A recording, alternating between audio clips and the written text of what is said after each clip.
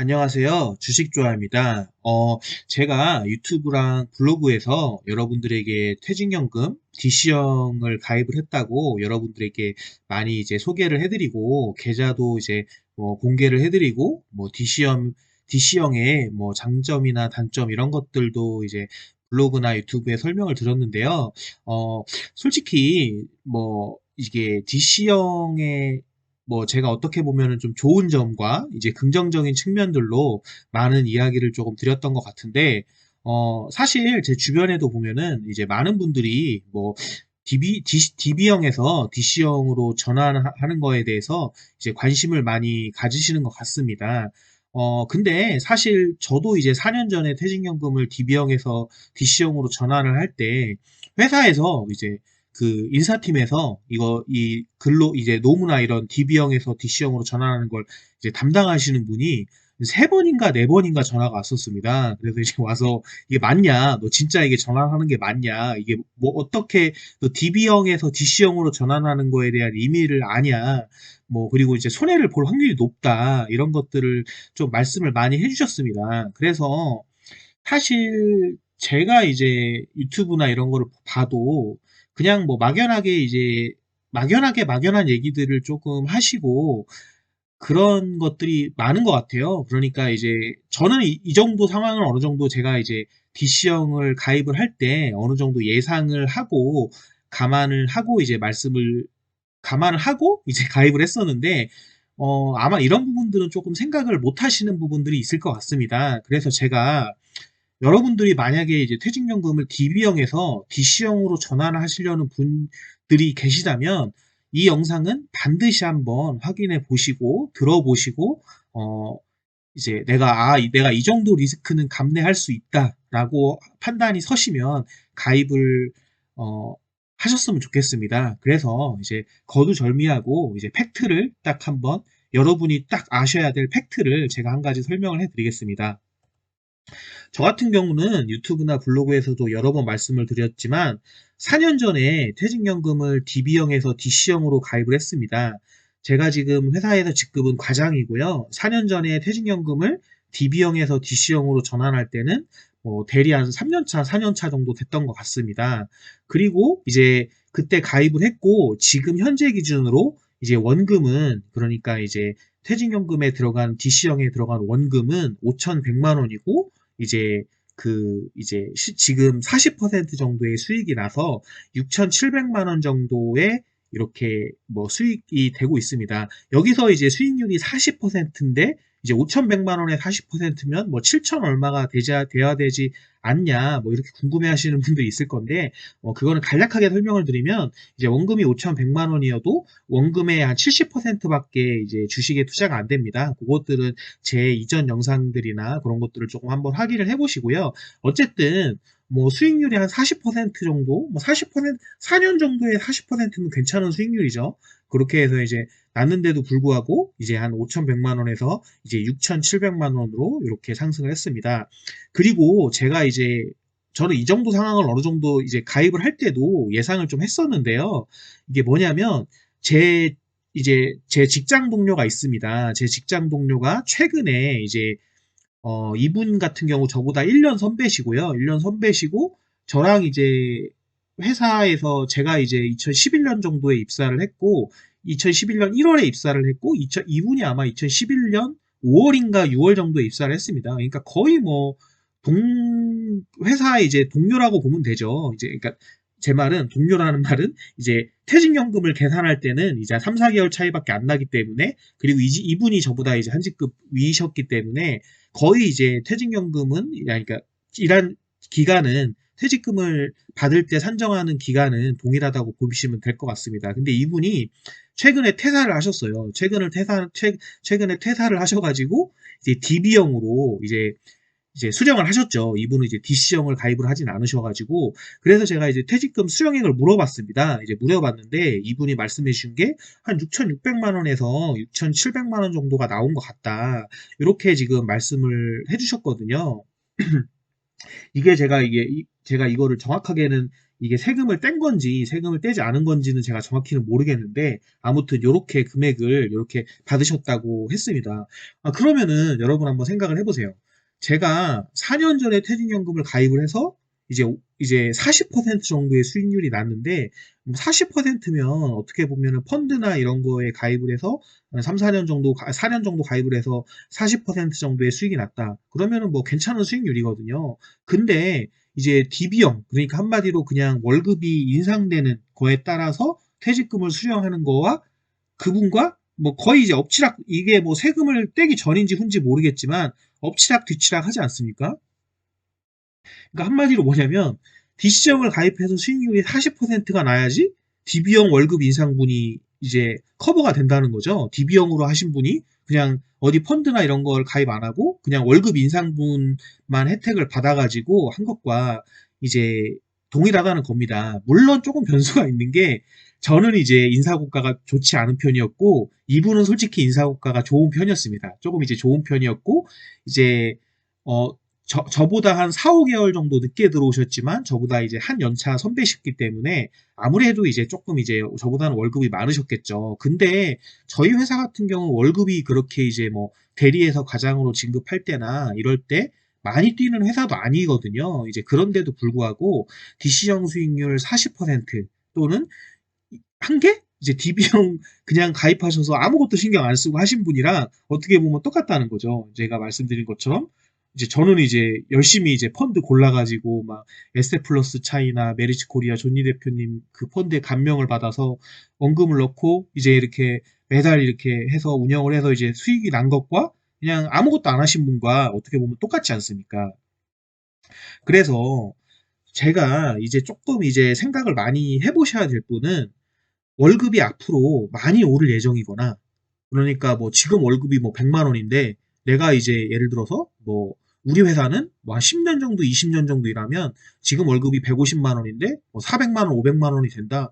그러면은 솔직히 펀드로 아무리 가입을 해도 내가 150만 원인데 이제 300만 원, 400만 원이 되려면은 3배 정도 올라야 되지 않습니까? 그냥 산술적으로 단순히 생각을 해도 뭐 이런 회사를 다니시거나 월급이 많이 앞으로 많이 오를 예정이거나 또는 뭐 예를 들어서 사회 초년생이시거나 근데 이거는 조금 뭐 좀 여지가 있는 것 같습니다. 사회 초년생이라는 게 어떻게 보면 투자 기간이 길어지면 또 이렇게 뭐라고 할까요? 또 투자 기간이 길어지면 또 이제 엄청난 수익률이 또 나올 수도 있으니까요. 아무튼 이런 분들이거나 또는 퇴직연금을 나는 어디 증권사에 가입을 해야 되는지 전혀 모르겠다. 어디 증권사가 좋은 거고 도대체 뭐 주변에 펀드 가입하면 다 손해보는데 펀드나 퇴직연금이나 똑같습니다. 그러니까 여러분들이 보통 증권사 가입하셔가지고 펀드 가입하시면 손해보시잖아요. 그 퇴직연금 운영하시는 분들도 그분들이 운영하시는 거거든요. 그러니까 퇴직연금도 잘못 고르시면 그냥 막 퇴직금이 저 같은 경우 뭐 그래도 이제 뭐 플러스 40%가 수익이 나서 DB형이랑 똔똔이다 뭐 이런 얘기를 하는데 손실이 나실 수도 있어요. 그러니까 이런 분들은 조금 생각을 해보시고, 과연 이게 정말 이게 어떻게 될 것인가, 내가 가입을 해서 과연 이게 장밋빛으로 뭐 이렇게 될 수 있을 것인가, 뭐 메리츠 자산운용의 존니 대표님이나 이제 많은 분들은 이 DC형에 가입해라, 월급도 일하게 해라, 이렇게 말씀을 하시는데, 과연 얘가 월급을 이제 가서 일을 할지, 아니면 이제 내 월급을 가져가서 지가 이제 술 먹고 놀지, 그거는 모르는 거죠. 그러니까 만약에 요거에 해당되시는 분들은 가입을 하지 말라고 말씀을 드리는 건 아니고요. 조금 더 뭐 생각을 많이 해보시고 조금 많이 알아보셔라 이런 생각을 드리고 싶습니다. 그러면은 그럼에도 불구하고 제가 말씀드렸죠. 제가 3년 전이나 4년 전에 가입을 할 때 이제 제 그 퇴직연금 그 동료 직장 동료 그냥 아무것도 안 하신 분과 지금 현재 보면 똑같지 않습니까?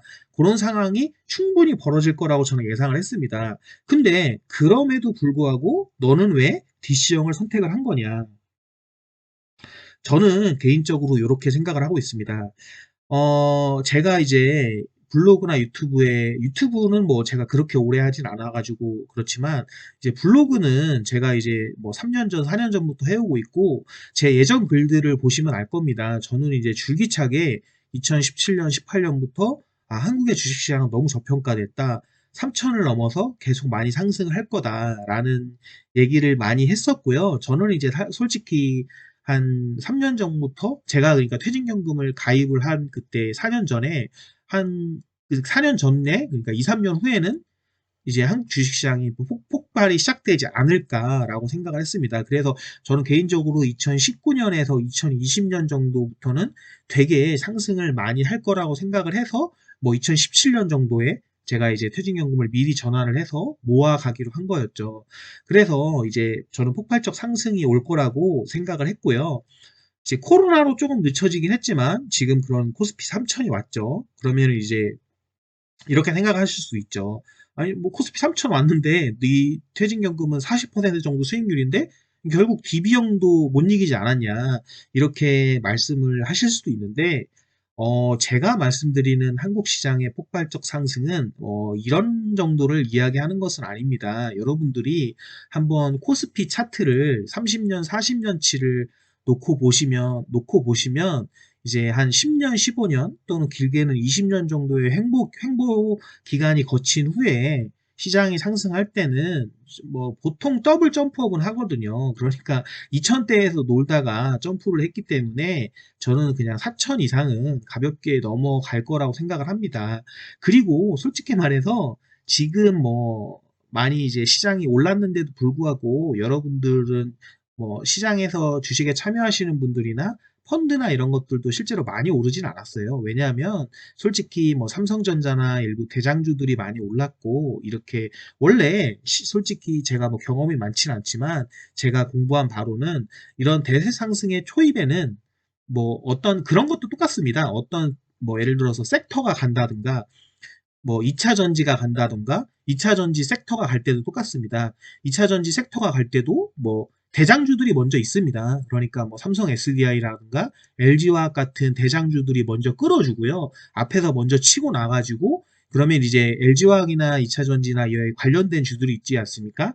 그런 관련된 주들이 이제 후속으로 오르는 거죠. 그러니까 뭐 예를 들어서 이런 겁니다. 예를 들어서 뭐 2차 전지가 대세다. 그러면은 2차 전지 관련주들이 무조건 어느 정도 대체적으로 오르긴 하지만 전반적으로는 어떻게 되냐면 제가 공부한 바로는 대장주라고 할 수 있는 뭐 삼성 SDI랑 LG화학 이런 주식들이 먼저 치고 올라가고요.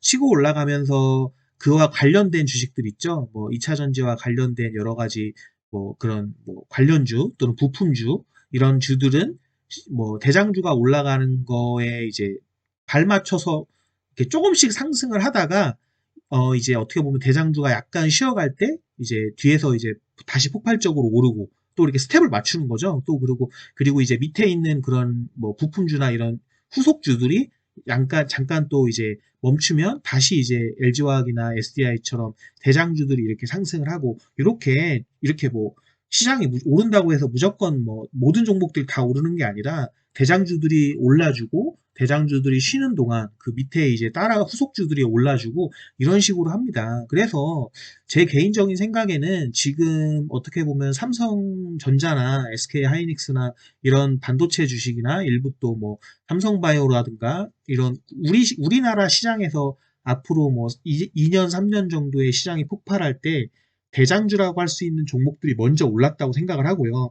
먼저 올랐기 때문에 앞으로 이제 후속주들이 또 이제 오를 거라고 생각합니다. 그러니까 이제 삼성전자나 이런 것들이 많이 올랐을 거고, 이제 이 주식들이 또 쉬는 동안 이제 뭐 그 밑에 뭐 삼성전자에 납품을 하는 여러 가지 뭐 반도체 부품주라든가 또 여러 가지 주식들이 이제 오를 거고요. 이제 대장주들이 숨고르기를 하는 동안 오를 거고, 또 이제 그런 이제 부품주들이 또 어느 정도 키 맞추기를 해서 올라오면 또 삼성전자가 이제 다시 오르고 요런 식으로 해서 이제 오를 거라고 생각합니다. 이제 그런 것들이 그런 이렇게 오르고 쉬어가고 이런 걸 한 스텝이라고 한다면 저는 개인적으로 뭐 앞으로 2, 3년 정도의 그런 주식시장의 폭발이 오를 때는 뭐 한 3번, 4번 정도의 스텝 정도는 있을지 않을까. 그리고 뭐 최근에 2천에서 3천 정도 온 거는 그 정도 스텝에서 한 스텝 정도, 한 스텝 정도, 지금 요새 이제 삼성전자나 2차 전지주들이 약간 주춤하죠. 또 이제 그런 것들은 어떻게 보면 한 스텝 쉬어가는 거죠. 한 스텝 쉬어가는 정도니까 앞으로 저는 이렇게 조금 이렇게 시장을 아주 좋게 보고 있습니다. 그리고 그러한 상승이, 두 번째로는 이러한 상승이 2, 3년 정도 이루어진다면 사실 지금 DC형에 관심을 가진 사람들이 뭐 많이 있다고 생각합니다. 이제 뭐 제 개인적인 생각에는 주변에 많이 저한테 이제 물어보기도 하고요. 그런데 근데 제 개인적인 생각으로는 아직까지 정말로 이제 물어보기만 하고 DC형을 전환하는 사람은 거의 없다고 생각을 합니다. 그냥 뭐 회사마다 임금 피크제에 걸리신 좀 이제 나이가 많으신 분들이나 어쩔 수 없이 이제 회사에서 DB 한번 퇴직금을 정산하기 때문에 DB형에서 정산을 받고 이제 임금 피크제에 들어간다든가 계약직 전환될 때 이럴 때 그냥 어쩔 수 없이 DC형을 가입을 하시는 정도고 이제 젊으신 분들이나 막 사회생활을 활기차게 하시는 이제 40대 분들이나 이런 분들은 지금 전혀 관심이 없으시거든요. 아니, 그러니까 관심은 있는데 실제로 이제 DB형에서 DC형으로의 전환은 이루어지지 않고 계시거든요. 근데 저는 이렇게 앞으로 2년, 3년 정도 일본에서 말한 그 한국 주식시장에 이제 폭발이 오면은 이제 한국 사람들이 저는 그런 게 좀 있다고 생각합니다. 이게 뭐라고 하냐면 이제 한번 이렇게 붐이 불면 아 이게 돈이 된다 또는 이게 맞는 것 같다 이런 길이 이제 맞는 것 같다라는 생각이 들면 또 이렇게 확 이렇게 또 이렇게 그런 게 주도하는 그런 게 있거든요. 그래서 저는 앞으로 한 3년, 4년 정도 시장이 만약에 앞으로 폭발을 하면은 이제 사람들이 다 이제 주식에 관심을 갖고 이제 투자를 많이 하시겠죠. 투자를 많이 하시면 이제 보통 다 시드들이 부족하지 않습니까? 뭐 이제 뭐 돈을 넣다가 이제 보면은 이제 돈을 더 넣을 수가 없겠죠. 그러면은 앞으로 그 이제 퇴직연금 같은 것들도 이제 관심이 이제 정말로 이제 사람들이 아마 이제 제 개인적인 생각으로는 퇴직연금 DC형에 가입을 해서 저나 이렇게 초기에 가입하신 분들은 만약에 제가 말한 대로 이렇게 2, 3년 정도 한국 시장의 폭발적 상승이 이루어진다면 제가 위에서는 제가 직장 동료를 아직까지 못 이기고 있다고 그렇게 말하고 했지만 이제 그게 이제 이길 거거든요. 이겨서 이제 뭐 훨씬 이제 그런 DB형을 뛰어넘는 그런 수익률이 나오고 그런 것들을 주변에서 보게 될 때는 이제 사람들이 DC형에 관심을 갖고 이제 가입을 하기 시작할 거라고 생각을 합니다. 그러면 개인적으로 원래는 이제 한국 시장도 이제 제가 생각할 때 뭐 2년, 3년 정도 폭발적 상승을 기록하고 어떻게 보면 이제 하락을 하거나 횡보를 해야 되는데 만약에 이렇게 DC형의 사람들을 관심을 갖고 만약에 이제 우리나라도 이제 약간 그 메리츠 자산운용의 대표님이 그런 얘기를 많이 하시죠. 미국 같은 경우도 이제 401k 플랜인가 그런 퇴직연금 플랜을 70년대, 80년대에 시작을 하면서 이제 주식시장에 어떻게 보면은 꾸준한 상승이 어떻게 보면 시작된 것처럼 우리나라도 그런 식으로 체질 개선이 한번 되면 이제 어떻게 보면은 3년, 뭐 4년 정도 후에 한국 시장이 폭발적 상승을 하고 이제 하락을 해야겠죠. 하락을 해야 되는데 어떻게 보면 이런 자금이 유입이 되면 이제 유동성으로 받치는 거죠. 떠받치면서 그냥 이제 하락이나 그런 거 없이 좀 횡보하다가 또 꾸준히 2차로 잔잔하게 계속 상승하는 그런 일이 벌어지지 않을까라는 생각을 하고 있습니다. 그리고 이제 세 번째로는 저는 개인적으로 저도 이제 뭐 집이 있고 집으로 이제 어떻게 보면은 3년, 4년 전에 이제 아파트를 매수를 했고요. 분양을 받아서 매수를 했고, 이제 뭐 집값도 거의 뭐 많이 뛰었는데, 거의 뭐 2배 가까이 뛰고 이렇게 했는데, 저는 개인적으로는 앞으로 부동산은 그렇게, 뭐 하락한다 이런 얘기는 아니고요. 주식보다는 이렇게 수익률이 더 높지 않을 거라고 생각을 합니다. 예를 들어서 저는 개인적으로 메리츠 자산운용의 조니 대표님이 항상 말씀하시는 일본이 망한 이유는 금융에 실패했기 때문이다. 라는 말에 정말 이제 공감을 많이 하고요.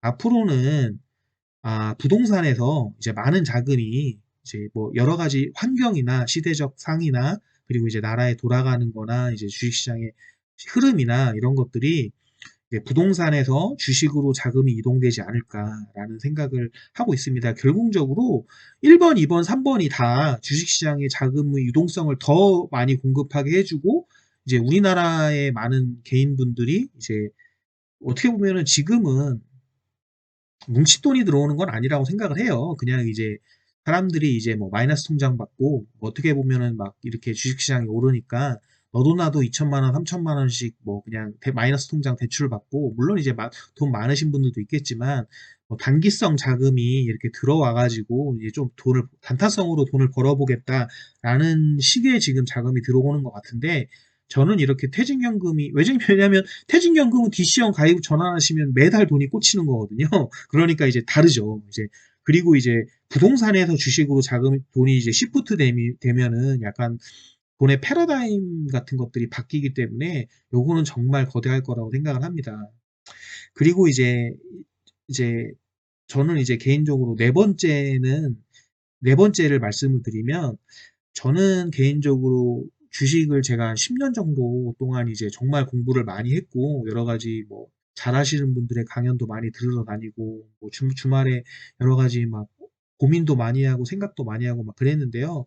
저는 개인적으로 뭐 미국이나 이런 선진국들이 뭐 예를 들어서 우리나라가 조선이 되게 강하지 않습니까? 조선이 되게 강한데 사람들이 되게 이제 착각하는 것 중에 하나가 미국이 우리나라보다 조선 기술력이 떨어져서 우리나라한테 그러니까 조선을 뺏긴 게 아니거든요. 미국이 일본한테 조선을 뺏겼고, 일본이 우리나라한테 조선을 뺏겼죠. 그게 이제 어떻게 보면은 뭐 지금은 우리나라가 기술력이 어느 정도 좋겠지만, 아니 뭐 미국이 뭐 칠함대도 만들고 그렇게 뭐 그런 나라들이 조선 기술이 떨어질 리가 없죠. 근데 이제 임금이 상승하고 나라가 이제 발전하다 보니까 그런 제조업 계통의 그런 기술력들은 그러니까 그런 산업들은 이제 인도나 뭐 한국, 일본, 중국 이런 것들의 이제 뭐 경쟁 상대가 안 되기 때문에 결국은 그런 나라들은 뭐 그런 제조업 기반이나 이런 산업들은 한국, 일본 이렇게 미국이 일본에, 일본이 한국이 이제 중국이 다시 뭐 인도네시아나 베트남에 이렇게 그냥 넘어간다고 생각합니다. 근데 이러한 과정에서 미국은 그런 제조업 기반 기술들을 넘겨주면서 오히려 이제 이렇게 했죠. 제조업 기술을 넘겨주면서 니네가 해 이렇게 하면서 일본에 이렇게 니네가 해 이렇게 하면서 니네가 막 일본 조선이나 이런 것들이 발전하게 하고 오히려 이제 거기에 이제 금융 투자를 한 거죠. 그래가지고 이제 한마디로 뭐 제주는 곰이 부리고 돈은 이제 미국이 가져가는 거죠. 제주는 이제 일본이 부리고 이제 물론 이제 그 상황 속에서도 일본도 어느 정도 성장을 했겠지만, 뭐, 미국이 그런 혜택이나 오히려 선진국들이 그런 혜택을 많이 받다고 생각합니다. 그래서, 일본은 결론적으로 이렇게 금융으로의 넘어가는 과정에서 이제 잘 넘어가질 못해서, 저는 뭐, 아직도 일본이 강하긴 하지만, 제조업이나 이런 것들이 강하긴 하지만, 30년, 잃어버린 30년 이렇게 불황을 겪는 이유가 결국에는 미국이 이렇게 주식이나 이런 금융시장을 키우고 할 때 일본은 부동산을 이제 부동산에 집착하고 뭐 예금에 집착하고 그랬죠. 뭔가 이제 그리고 이제 제조업에 집착하고 뭐 물론 제조업을 가진 기술력을 갖는 것도 좋은데 이제 같이 했어야죠. 금융이나 이런 것도 같이 했어야 되는데 그런 것들이 부족해서 나라가 그렇게 됐다고 생각을 합니다. 그래서 저는 개인적으로 한국도 저는 둘 중에 하나라고 생각을 합니다. 일본처럼 지금처럼 이제 국민들이 그냥 부동산에 집중을 하고 뭐 이런 식으로 많은 대부분의 돈들이 이제 부동산에 기업에 들어가서 뭔가 이제 나라의 활력을 일으키고 뭐 벤처를 할 수 있게 해주고 뭐 이런 것들이 아니라 그냥 뭐 다 이제 부동산에 가 있고 뭐 부동산에 가면 그냥 뭐 은행에 가 있겠죠. 뭐 이렇게 가 있어가지고 이런 식으로 가면 결국에는 일본의 전철을 밟게 되지 않겠나 이런 생각을 합니다. 근데 저는 그렇게 생각하진 않고요. 저는 이제 우리나라 사람들이 그런 정도로 이렇게 일본처럼 그렇게 된다고 생각을 하지 않습니다. 저는 개인적으로 이제 지금 뭐 패러다임이나 이런 것들을 봤을 때 금융 중심의 국가로 이제 변모해서 미국 같은 나라를 따라갈 거라고 생각을 합니다. 그래서 결론적으로 이제 이런 1번, 2번, 3번, 4번 정도의 이런 네 가지 이유를 기반으로 해서 그 말씀드린 것들이 이제 지금 이렇게 말씀드린 것처럼 이제 원금 5,100만 원 넣어서 막 공부하고 막 찾아보고 했는데 6,700만 원에 40% 수익 났는데 제 직장 동료 아무것도 안 했는데 똑같죠. 어떻게 보면 바보 같아 보이는 행동일 수도 있는데 이제 저는 이거는 그냥 시작이라고 생각을 합니다. 시작이라고 생각을 하고, 물론 이제 어떻게 보면 섣부른 얘기일 수도 있는데, 저는 뭐 예를 들어서 조금 지나면, 예를 들어서 뭐 5년 정도 되면 지금 6,700만 원이 뭐 1억, 1억을 넘어가고 이런 것도 가능할 거라고 생각을 합니다. 물론 이제 가보지 않은 미지의 영역이고, 저도 이제 무조건 그렇게 될 거라라는 건 모르죠. 모르는데, 제가 주식 투자를 공부해 오고 그래도 10년 동안 연구해 오고 그리고 여러 가지 지금까지 흐름들을 봤을 때는 그리고 또 뭐 메리츠 자산운용 존리 대표님이나 뭐 예를 들어서 강방천 대표님 또 박영혁 뭐 주식농부 박영욱님이나 여러 많은 분들의 뭐 여러 가지 강연도 들어보고 여러 흐름상 시대가 바뀌고 우리나라가 바뀌어가는 그런 흐름들 그런 것들을 봤을 때 저는 이렇게 될 거라고 생각을 합니다. 뭐 공학농민운동이라고 불리우는 것도 뭐 사람들은 어떤 분들은 폄하하고 막 그러는데 그런 식으로 해서 이제 사람들의 인식이 바뀌어가고 이제 그렇게 된다고 생각을 합니다. 아무튼 저는 이런 식으로 생각을 하고 가입을 했고요. 가입을 했고요. 이제 뭐 제가 이제 위에 말씀드린 것처럼 이제 웬만큼 뭐 만약에 이렇게 생각을 하지 않으신다면 이제 딥시형으로 가입을 하실 때 조금 이제 고려를 많이 해보셔야 될 것 같습니다. 왜냐하면 저는 지금 여기서 말씀드린 뭐 1번, 2번, 3번 위에 유동성 측면이나 뭐 4번의 이런 뭐 나라의 이제 우리나라의 제조업 중심에서 이제 금융 중심의 국가로 갈 것이다. 이런 패러다임의 변화 때문에 아주 큰 그림을 본 거죠. 멀리 큰 그림을 보고 이렇게 투자를 DC형으로 한 건데, 만약에 이제 그런 게 제가 말씀드리는 게, 터무니없다. 무슨 소리라는 거냐. 이렇게 생각을 하시면, 요 정도에서 끝나는 거죠. 그러니까 제가 말씀드린 것처럼, 잘 해봤자, 이제 DB형을 못 이기는 이런 이제 불상사가 발생될 수도 있습니다. 그러니까, 이런 것들을 감안을 잘 해보셔서, 이제 퇴직연금이나 이런 것들을 전환하실 때, 한번 뭐 고려를 해보셨으면 좋겠습니다. 다음 영상에서는 뭐 혹시나 만약에 이 영상을 보고 그럼 진짜 나도 이제 퇴직연금을 DC형으로 한번 전환을 해보고 싶다라는 분들이 있으면 그럼 도대체 과연 내가 만약에 지금 이제 전환을 하게 되면 어떤 식으로 자금 분배를 해야 되고 어떤 뭐 퇴직연금에 넣어야 되냐라는 영상을 가지고 다시 한번 찾아뵙도록 하겠습니다. 예, 그럼 이상입니다.